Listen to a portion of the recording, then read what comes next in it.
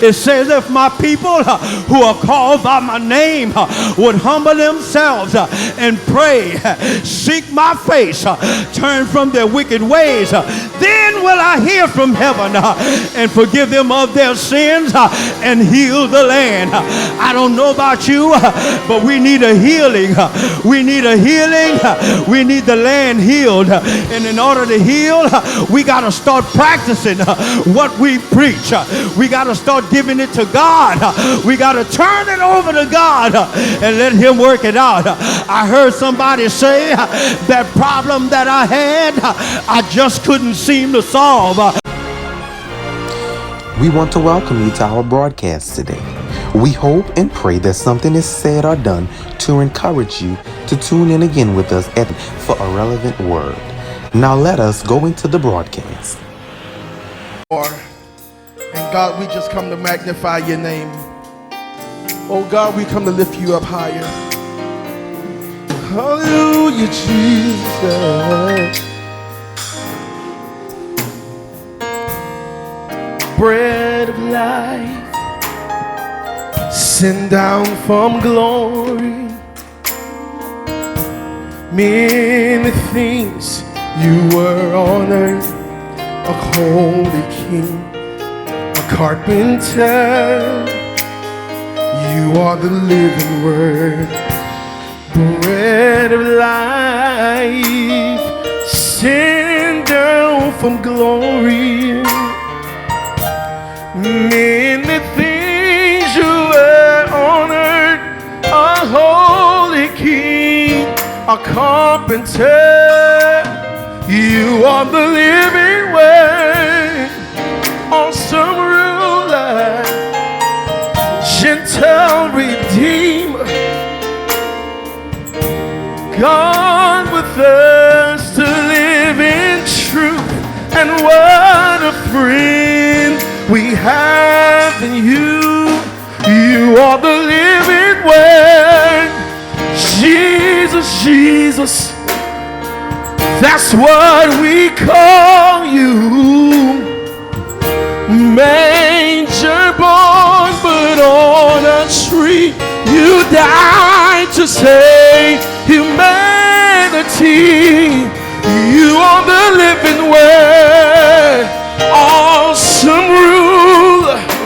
You're a gentle redeemer,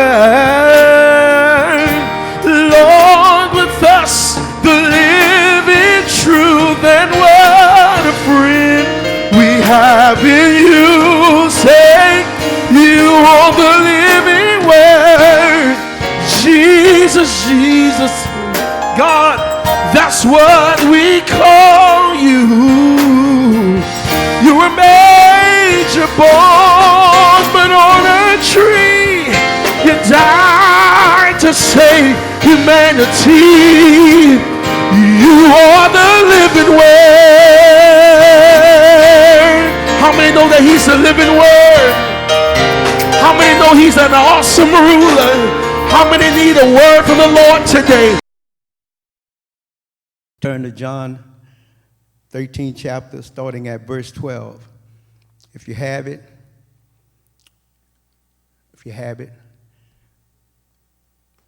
it reads as follows. When he had washed their feet and put on his outer garments and resumed his place, he said to them, do you understand what I have done to you? I'm reading from the New English Version. You call me teacher and Lord, and you're right, for so I am. If I then, your Lord and teacher, have washed your feet, you also ought to wash one another's feet. For I have given you an example that you also should do just as I have done to you. I want you to take for this message today, and I pray that you will understand this. The title is Practice What You Preach. Amen. Practice what you preach. All of us are preachers in some way or another. So I ask that you would take this title and say, practice what you preach. If you're at home, if you're with your friends, your loved ones, whoever you're with, why don't you point at them and say, practice what you preach. Amen. Praise the Lord. It's a reminder to them that are making a difference in our lives. A difference they may not realize they are making while they are thrust into this overloaded hospitals and to resources that they don't have, and overloading them with work that they can't commit to all of it. But I've come to understand that because of this pandemic, because of this COVID-19, they have been overwhelmed and overworked. One nurse even testified to this. Listen, she said, the pandemic is terrifying us, but this is what we signed up to do. This is what we're called to do. Nurses always go into this unknown area, and this is what they signed up for. I want you to know all over the world, and I pray that we can put that up on the board, all over the world, nurses are praying. Nurses are praying for help. They're pleading for help because the work is too much for too few of people. But still, they serve. They attend our loved ones, and in some cases, our loved ones, that may be the last person that they may see. As crude as it is, nurses are always available, and God has put some nurses in place where they are like an angel to some of our people because they help them make it through some of the sad and horrible situations that they're going through. So let's look at these three principles that I believe that God has given us, that we have to practice what we preach, because, see, in knowing that there are some things that you have to do in order to be servants of God. There are some things we have to do to be servants of God. Amen. Because if we do what God prescribed for us to do, you'll do it with joy, you'll do it with strength. Let's look at these three things. This was the last night of Jesus' earthly ministry, and he was willing and able to go through all the things that he had to deal with. He did a high priestly prayer, taught his disciples to do some things. He went through the Passover covenant meal with them as they practiced that and as a tradition, and he even washed the feet of someone who betrayed him. But yet, that morning, he knew he was going to be on his way to Calvary's cross to die. And that's a bitter cup. That's a bitter cup for the Lord. But Jesus takes time out to teach them some valuable lessons in our text. He teaches them something that they would carry on in their servanthood. Even still to this day, some of us can apply for our lives. And actually, all of us need to, because in this text, in these verses that we have here, Jesus reveals his heart and his commission. And those of us who want to be more and more like Christ, as we sing, then we have to follow his prescription, because he say, if any man come after me, he must first take up his cross. He must first deny himself, take up his cross, and then follow me, because you have to realize that if you're going to follow Jesus, there are some things that you're going to have to do that your flesh is not willing, but your heart ought to be in it, because God is always giving us an assignment that may not seem normal to us, but it is something that God want to use us for and bring us out of, and he want us to know that today it's a challenge for us. The Lord speaking to our hearts, and we may not understand it, but while we're in our solitude, while we're in our quiet moments, while we're in the sanctuary, even in this cyber sanctuary, let your heart reflect on some things that you got to work through. Because I found out today as I left home, 27% of spousal abuse has gone up. In other words, the abuse of spouses and abuse of children has gone up 27%, because we have people confined in one area and they're looking for help, but yet there's none to relieve, because there's a demonic force out there that's abusing women, that's abusing children, and may even be abusing some men. But 27%, that ought to tell somebody something. Amen. So we need relief and we need help. We need to learn how to work with and work for other people other than ourselves. So while I'm saying that, I want to bring out my first point. My first point is, in order to be able to apply these principles, you have to work You have to work through it. The works of Christ. You have to work in order for to be able to apply the principle that God has for us. You have to work through love. You have to work through your life. You have to work through your labor. All these things are going to come in place when you apply yourself to what God says to do. Amen. Jesus knew that he was nearing his death, and he knew that the time was coming, his earthly ministry, that he had to go, and he knew that time was coming, that he had to teach his disciples what the Bible said. He knew that what he was saying according to what his word is. And he said, I know that you understand that you can't, you want to grow and you want to be first in the kingdom of God. I'm talking about from Matthew 10:42, 45, all the way to 45. It say they were arguing over that. They were arguing on who's going to be the greatest in the kingdom. But his love for them let them know that, look, I love all of you the same, so there's not going to be the greatest, but the greatest, if you desire to be the greatest, you have to be the servant.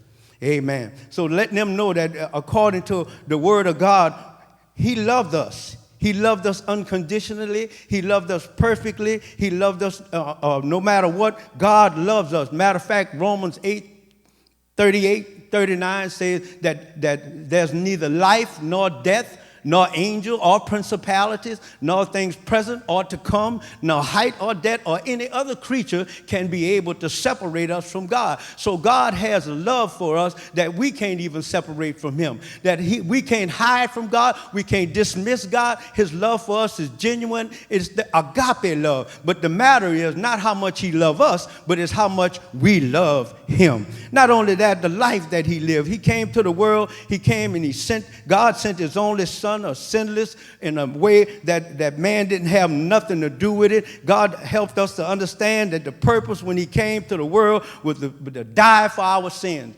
Amen. Because you know anything that begins, that's in this world, that gives birth, you're going to die eventually. Amen. The only one I read about not dying is Enoch. And Enoch was walking so close to God, he walked on up to heaven.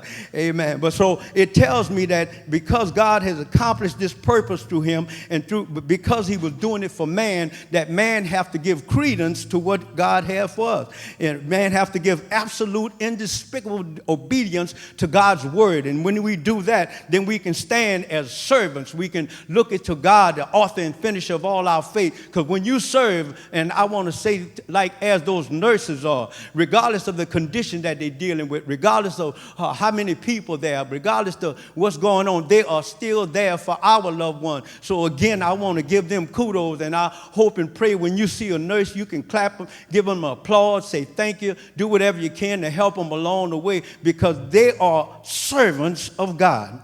Not only that, the laborer. Look, listen, the master doing the work of a slave. He said, you call me master, and you're right.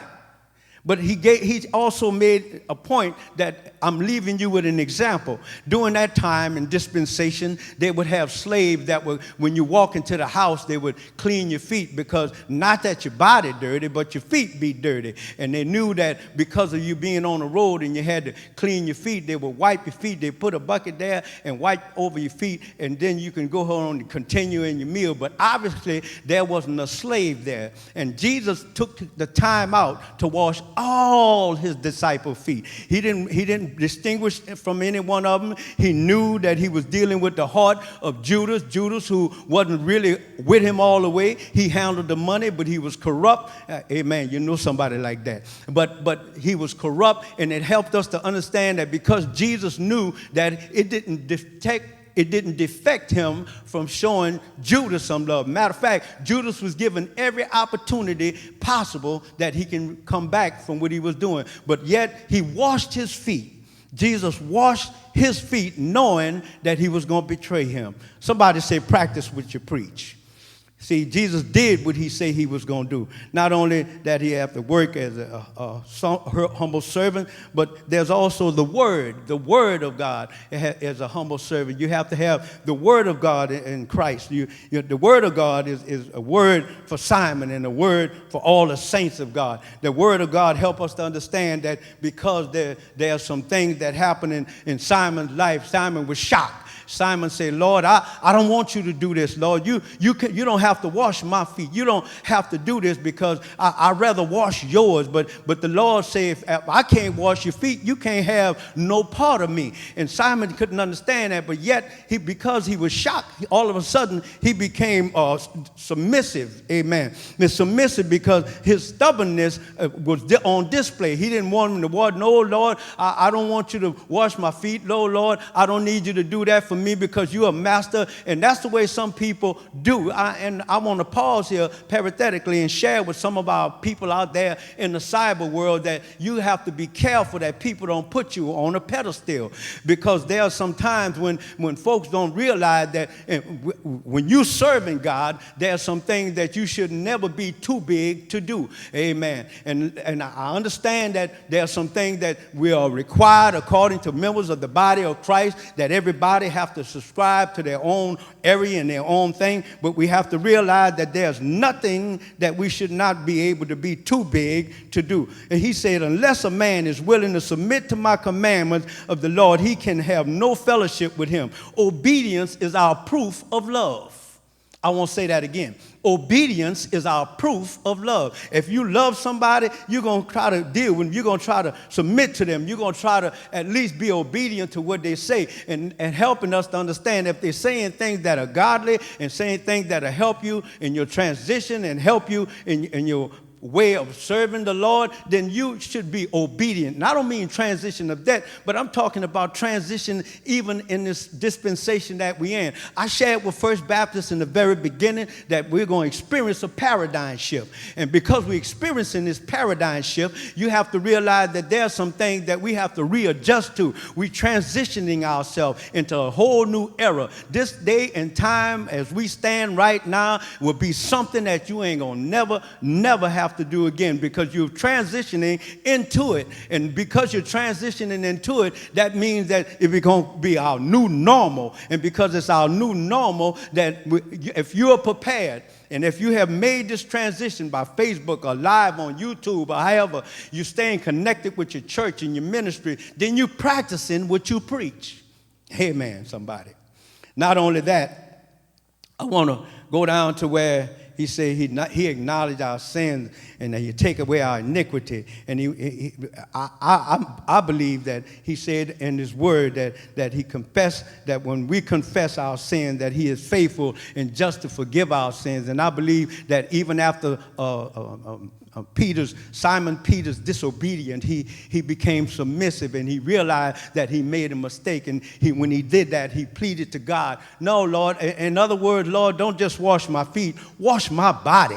In other words, and if I want to share this with you too, because you have to understand the reason why it was only required to wash his feet is because it doesn't require the whole body. One thing Jesus did for us on the cross, he died.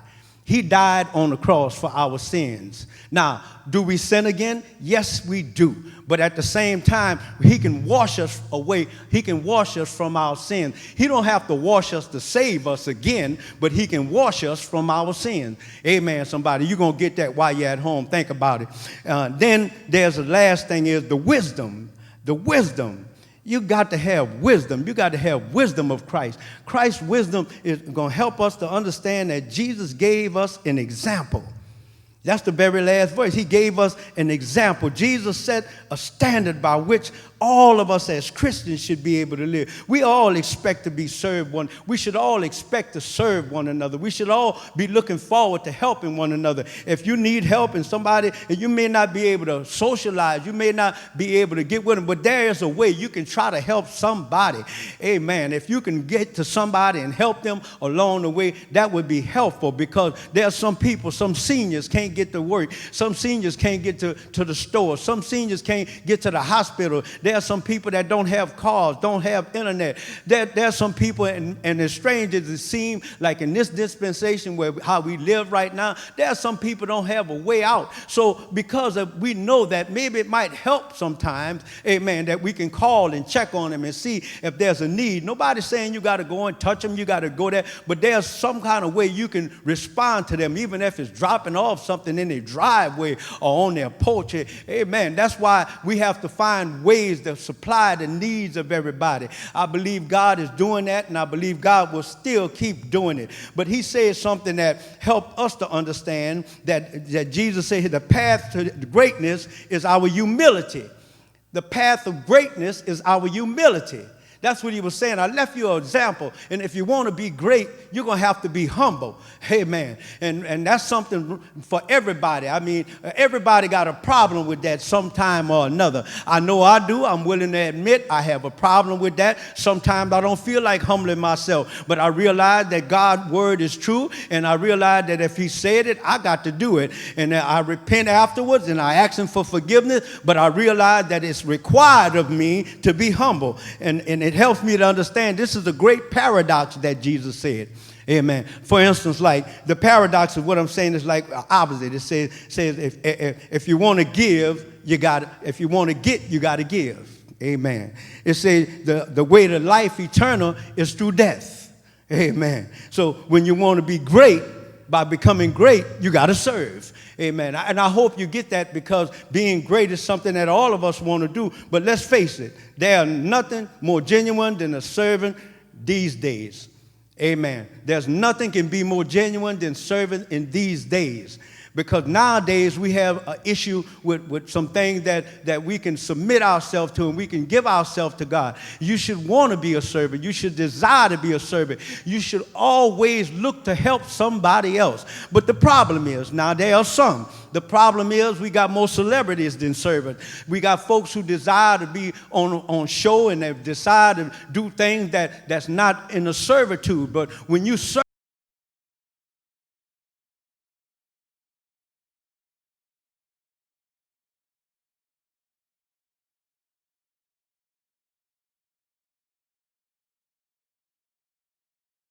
God, and when you're serving people, your heart is for God. And that helps me to understand another thing is that when your heart is for God, then you're going to give yourself to God. And doing what God said, he said, let this mind be in you, which is also in Christ Jesus, because you want to think like God. You want to serve like God. You want to be like God. All the things that he does, and you want to do the same thing. Because, see, he could have made a choice. He could have desired to do something else. It could have been easy for him to do John's feet, because John was his beloved. But what about the other ones? What about Thomas? Thomas ended up doubting him. You don't think he knew Thomas was doubting? You don't think he knew in the time to come Thomas was going to be doubting him? But he didn't have a problem washing Thomas' feet. He again washed Judas' feet. Judas betrayed him. He sold him out for 30 pieces of silver. And that's the thing that helped me to understand that regardless to who do you wrong, you keep doing right. Amen. I say no matter who do you wrong, you keep doing right. And doing right means that I'm going to live for Christ. Look what he said in his word. For if you love them which love you, what reward have you? Do not even the publicans the same thing? And if you salute them, the brethren only that salute you, then do not even the Republicans or publicans publicans do so? But therefore perfect even as your Father is, be therefore perfect even as your Father is, which is in heaven, is perfect. In other words, treat people equally. Treat people the same way. Be nice to people. Help people along the way. And the last thing I want you to know, that because of that, you have an expectation. You can expect God to do good. You can expect God to bless you. Jesus said that if we know these things, we can be happy. And the word blessed means happy. And I want to share with you something that says happy. Happy. Blessed is the man that walk not in the counsel of the ungodly, nor stand in the way of sinners. Blessed, happy is the man. It's telling us that when you work with integrity, when you do God's will according to God's will, he's going to bless you. Happy, you're going to be happy, happy, happy. And Jesus never had a problem with serving people. And let me know that because Jesus didn't have a problem serving people, I want to be more like Jesus. I want to do what Jesus wants me to do. I want to go where Jesus wants me to go. I don't know about you, but I want to have all that Jesus had for me. Jesus left us a wonderful example to follow, and he's obedient. His obedience was all the way to death, even the death of the cross. He died, didn't he die? I heard somebody say he died on the cross, but he didn't just stay there. Early Sunday morning, he got up with all power in his hand. Power to walk right, power to talk right, power to live right. Jesus did it all for me. And I want you to know he's my maker. He's my healer. He's my shelter in a time of storm. Jesus did it all. I'm talking about the lily of the valley, the bright and morning star. Jesus did it all. He was my Rose of Sharon. He was my high tower. He was my Alpha and Omega. I'm talking about the beginning and the end. I'm talking about Jesus, the Lamb of God, the one who washed away all my sins. I'm talking about Jesus. He's Jehovah Jireh, my provider. He's Jehovah Nisi. He's always there. He's my banner that reigns in victory. I'm talking about Jehovah Shalom. He's the God of peace. Is there anybody there out there know that I serve a mighty God? He's my Savior. He's the keeper of my soul. He's my rock in a weary land, my shelter in a time of storm. I'm talking about Jesus. I'm still talking about Jesus. He's my bridge over troubled water. Anybody in trouble? Can you help me here? Is there anybody in trouble? Can you call on Jesus? Call on Jesus. Why don't you call on Jesus? He said in his word, and I want to say that right now because I think the time is now to let you know, in order to be a good servant, you got to pray.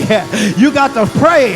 That's why I subscribe every chance I get. It says, if my people who are called by my name would humble themselves and pray, seek my face, turn from their wicked ways, then will I hear from heaven and forgive them of their sins and heal the land. I don't know about you, but we need a healing.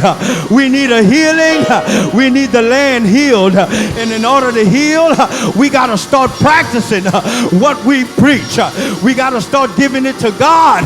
We got to turn it over to God and let him work it out. I heard somebody say that problem that I had, I just couldn't seem to solve. I prayed and I prayed. It just kept getting deeper involved. But when I turn it over to Jesus, when I turn it over to Jesus, when I stop worrying about it, when I stop thinking about it, I turn it over to the Lord and he worked it out.